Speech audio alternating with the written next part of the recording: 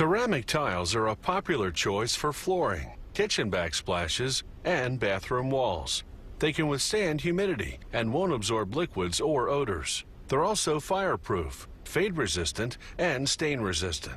And no matter how much you walk on them, ceramic tiles never wear out. This factory specializes in wall tiles.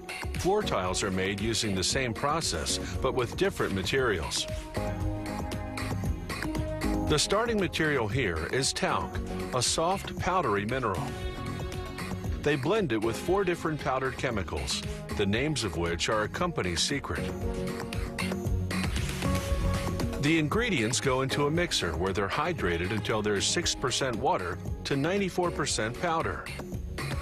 The mixer runs for precisely 12 minutes. Any longer would heat the mixture and dry it out. The mixture is now slightly damp and quite lumpy.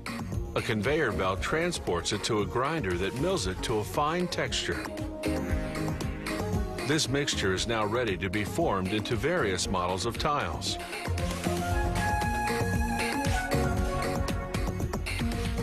The factory uses fully automated machinery to produce its 1.6 square inch tiles, a standard wall tile size. A moving tray first deposits a batch of mixture into a mold. The mold's cavity is in the shape of 6 upside-down tiles. A press descends, applying both heat and pressure. This compacts the mixture into the cavity, solidifying the shape. As the press rises, the mold automatically pops out the tiles. They roll off the machine onto a conveyor belt. The belt now flips the tiles right side up without breaking them, which is quite a feat, considering that these yet-to-be-baked tiles aren't fully hardened. The equipment is precision adjusted to handle the tiles gently at all production phases. A revolving brush now sweeps the tiles clean. Their surface must be free of dust and other contaminants for paint to adhere properly. The factory uses a water-based paint that's specifically designed for ceramics. It continually circulates in the vat, keeping the color well blended. The painting process resembles an automatic car wash. The tiles travel through 4 spray zones, each of which applies a thin coat of paint. Then they pass under powerful heating elements which dry the paint in mere seconds. All that's left is to bake the tiles, which we'll see shortly. The factory uses the same ceramic mixture to produce these square border tiles.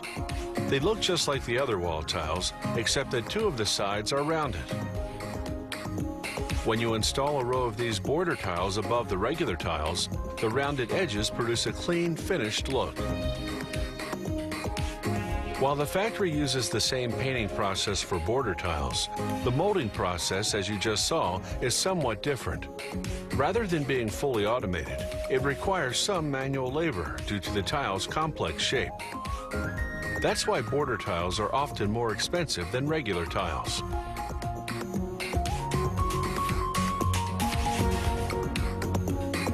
When the tiles come out of the dryer, workers stack them on wooden racks. They load the racks onto mobile carts and then roll the carts into a gas-powered oven called a kiln. This factory's kiln is 190 feet long, longer than an Olympic-sized swimming pool, and large enough to bake 50,000 wall tiles at once. The firing, as it's called, takes 14 hours. Any sudden change in temperature could produce thermal shock and crack the tiles. So the kiln starts out at 390 degrees Fahrenheit, climbing gradually to a peak of 1970 degrees, then descends slowly back to the starting temperature. After a cooling period that lasts roughly an hour, the tiles come out. They're now fully hardened and ready to have their back to the wall.